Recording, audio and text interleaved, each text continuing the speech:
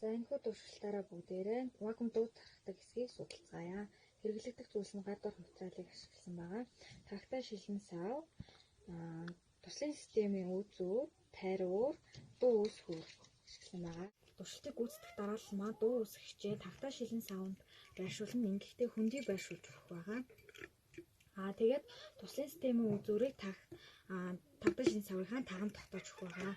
Ингээд тогтоож өгсөн одоо тогтоохдоо энэгээр нүх гарсан хэсгийг силикон цавуугаар бүрж хааж өгөх байгаа.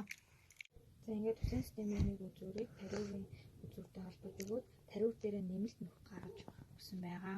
Ингээд агаарыг соруулахдаа нэмэлтээр гаргаж өгсөн нүхэн дээрээ нэг хуруугаараа дараад агаарыг соруулж аваад одоо энэ тариурынхаа нөгөө үзүүр нэг хуруугаараа дарж өгөөд нэмэлтээр гаргаж өгсөн нөхөө онгоолоод энэгээрээ тагтай шилэн савнд дотроос соруулж авсан агаараа гаргаж өгнө.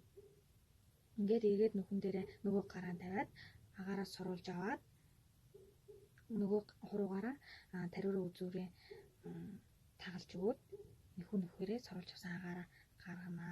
Ийхүү хоёр хуруугаараа ээлжлэн тарж тагтай шилэн савнд агаарыг соруулж авна.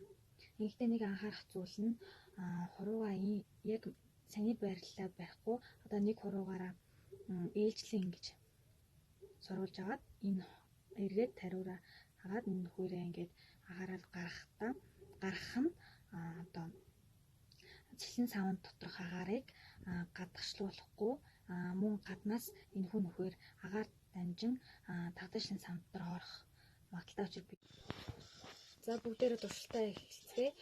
Дуу үсгүүрээс гарч байгаа дуу маань одоо агаарыг соруулаг байхад энэ сонсогдож байна.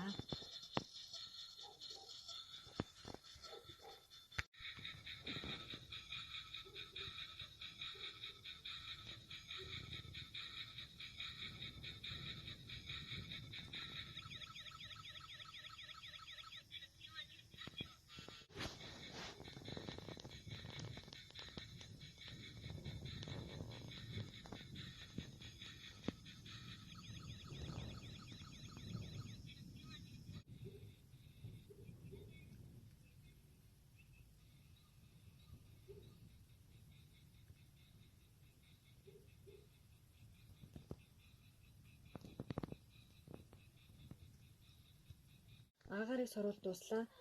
Энд анхаарах зүйлс маань агаарын шилэн савнд доторх агаарыг бүгдийн соруулах боломжгүй дотор дуу үсгүүрээс гарч байгаа дуу маш бүдэг сонсогдож байна. За ийхүү вакуумд агаар татдаг хэсгийг бүгдээрээ судаллаа.